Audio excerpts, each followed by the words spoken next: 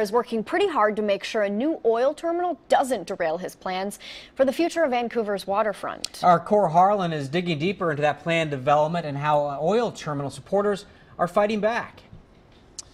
Well, Dan and Jennifer, the big question is, can a new oil terminal and a waterfront development live in harmony along Vancouver's waterfront? Both plans are moving forward, but as I found out today, they may not turn out to be the best of neighbors.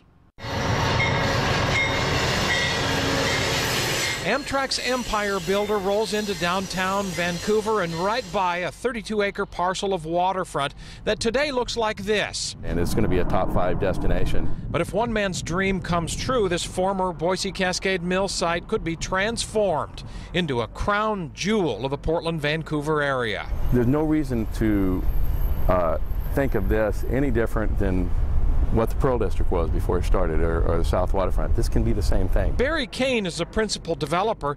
He shows me page after page of architectural renderings he says would reconnect people in downtown Vancouver with the city's historical ties to the Columbia River. I asked Kane when work will begin. He tells me the next phase of the project begins this week with underground utilities and a new road being built into the area. But Barry Kane's not the only one with plans for the area. Tesoro Savage wants to bring more oil tankers by rail from the Midwest to a transfer facility at the Port of Vancouver. They'd go right by Kane's development. Kane opposes the terminal. But recently, the terminal proponents fought back, saying that Kane's development is not financially feasible and as such is no reason to stop the transfer facility just down the tracks. I asked Kane if the Tesoro study might be right. We've been one of their loudest oppositions, and we've said that it's going to devalue our property and devalue all of downtown Vancouver, and what better way for them to argue and just say, well, it's all trash anyhow, what can we devalue it? I tried making contact with the terminal proponents to clarify the results of their study. I'll keep working to bring you more of their side of the story.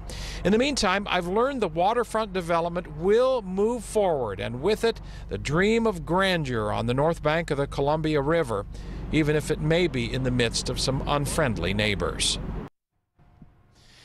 All right, here's a live picture looking at the tunnel underneath the train tracks here out towards that 32-acre parcel. That is all cleared for development, and it is ready to go at any time.